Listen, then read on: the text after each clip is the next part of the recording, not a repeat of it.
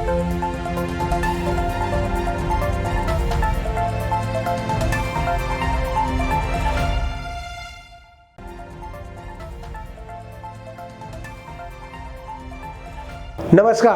मैं उमाशंकर सिंह आज आपके लिए लेकर आया हूं बात खबरों की।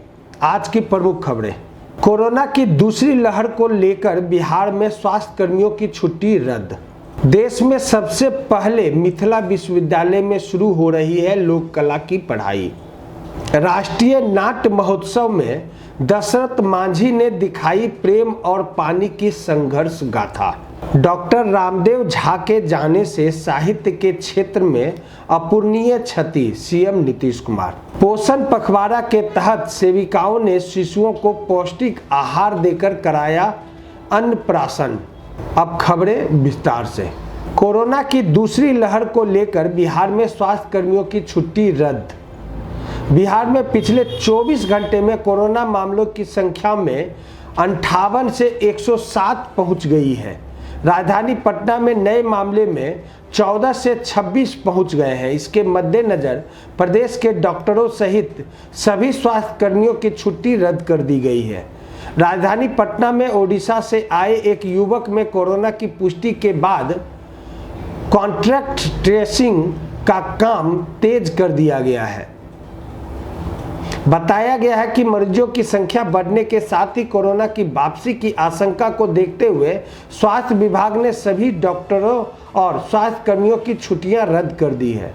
6 अप्रैल तक के डॉक्टरों और स्वास्थ्य कर्मियों की छुट्टियां निरस्त रहेगी। साथ ही साथ जो अवकाश पर थे उन्हें भी ड्यूटी ज्वाइन करने को कहा गया है। इस मामले को लेकर मुख्यमंत्री नीतीश कुमार भी अधिकारियों को दिशा निर्देश जारी कर चुके हैं। 21 मार्च को सीएम खुद कोरोना को लेकर समीक्षा बैठक करेंगे। पूरे देश भर में पिछले 24 घंटे के अंदर कोरोना से 172 लोगों की मौत हुई है। इसमें सबसे ज़्यादा महाराष्ट्र में 84, पंजाब में 35 लोग शामिल हैं। होली के मौके पर विशेष सतर्कता बरतने की अपील लोगों से की गई है। देश में सबसे पहले मिथिला विश्वविद्यालय में शुरू हो रही लोक कला की पढ़ाई। कभी नालंदा और विक्रमशिला विश्वविद्यालय की शिक्षण व्यवस्था को लेकर देश दुनिया में चर्चित बिहार एक बार फिर शिक्षण शैली को लेकर पूरे देश का ध्यान खींचने जा रहा है। बिहार के ललित नारायण मिथिला विश्वविद्यालय दरभंगा में आगामी सत्र यानी जून जुलाई से विलुप्त हो रहे लोक कला की पढ़ाई शुरू होने जा रही है। ललित कला मिथिला विश्वविद्यालय दरभंगा देश का पहला विश्वविद्यालय होगा जहां लोक कला की न सिर्फ पढ़ाई होगी बल्कि रिसर्च भी किए जाएंगे। आगामी जून जुलाई सत्र से लोक कला पर पढ़ाई शुरू कर रही है, जिसमें चित्रकला, सुजनी कला, सिक्की कला, मिट्टी कला, लाह कला, लकड़ी कला, बांस कला, मिथिला पेंटिंग, लोक नाटक, लोक कथा, लोक वाद्य, लोक संगीत और लोक साहित्य समेत तमाम लोक विधाओं कलाओं में स्नातकोत्तर से रिसर्च तक होगा। पाठ्यक्रम तैयार हो चुका है। पूरे देश के लिए यह मिसाल बनेगा। इतने विषयों पर समेकित पढ़ाई पूरे देश में कहीं नहीं होती है। विलुप्त हो रही लोक कला की पढ़ाई अभी पूरे देश में कहीं नहीं हो रहा है। लोक संगीत कुछ होता है, नाट्य होता है, लेकिन लोक नाटक नहीं होता। लोक गाथा खत्म हो रहा है। देश में सबसे पहले ललित नारायण मिथिला विश्वविद्यालय शुरू कर रहा है और किसी भी विश्वविद्यालयों में इसकी पढ़ाई नहीं होती है। यहाँ की सांस्कृतिक धरती में ऐसी ऊर्जा है जो लोगों को अपने आप खींच लेता है, ऐसा लोगों का मानना है। लोक कला एक ऐसी विधा है जो सबके जीवन में शामिल है और समाज के दूसरे तरह के माहौल को खत्म करता है।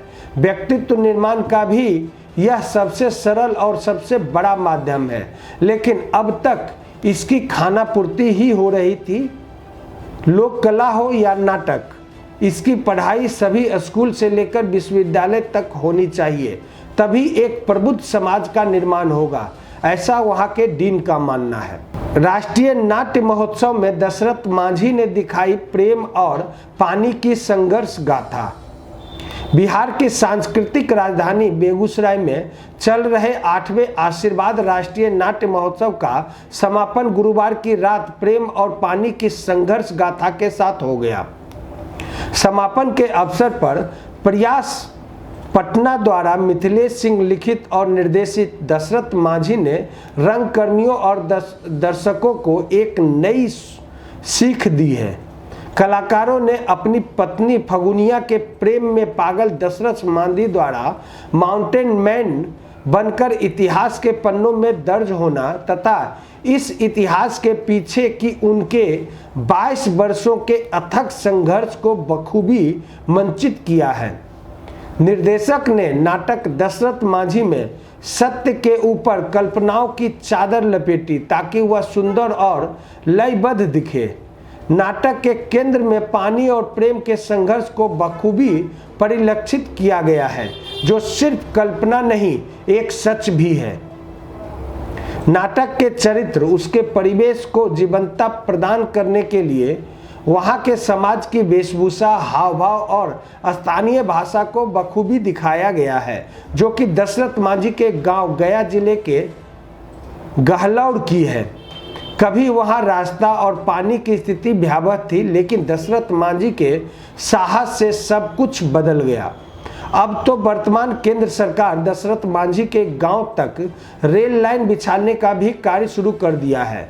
300 करोड़ रुपए दिए गए हैं तथा सर्वे का काम चल रहा है। जल्द ही दशरथ मांझी के गांव तक रेल लाइन भी पहुंचेगी और स्टेशन का नाम होगा दशरथ मांझी।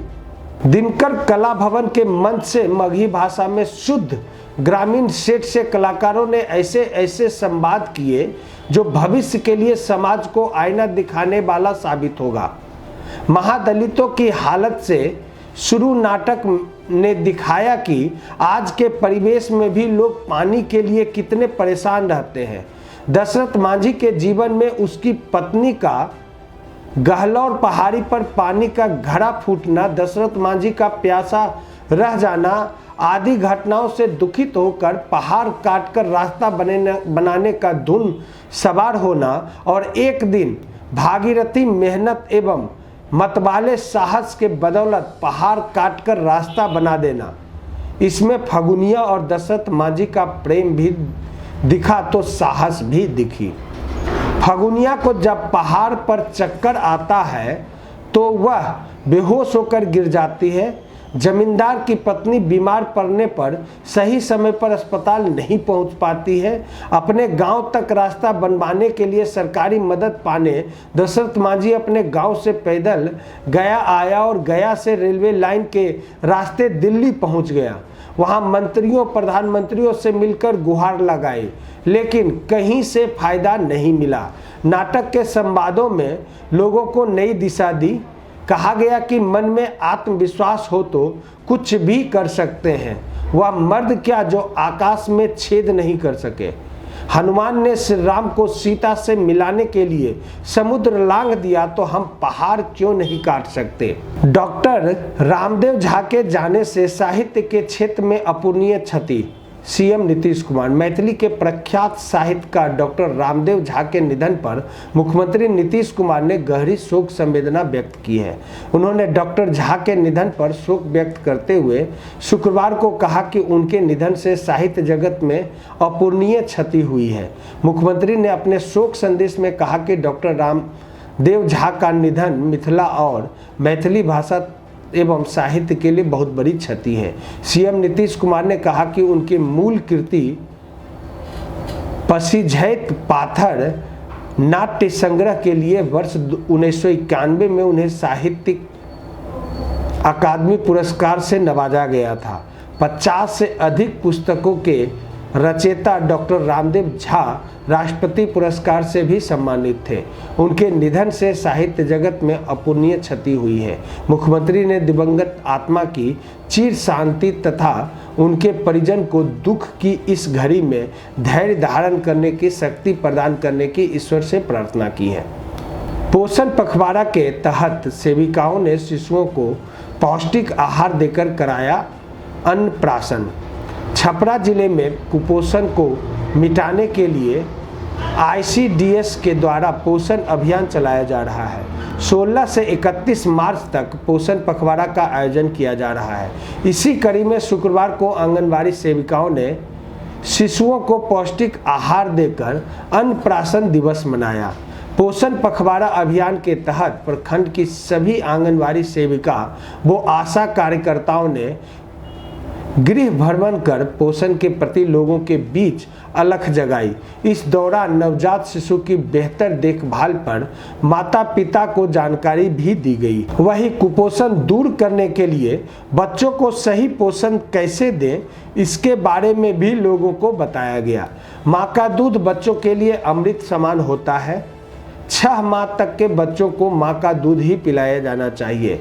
उसके बाद ऊपरी आहार शिशु के लिए आवश्यक है। इस दौरान शिशुओं को खीर खिलाई गई और उसके माताओं को शिशु को आगे से ऊपर आहार दिए जाने वाली खाद्य पदार्थों की जानकारी भी दी गई। आज के लिए इतना ही। खबरों से अपडेट रहने के लिए बिहारी खबर के पेज को ज़्यादा से ज़्यादा लाइक, शेयर और सब्सक्राइब करें। नमस्कार।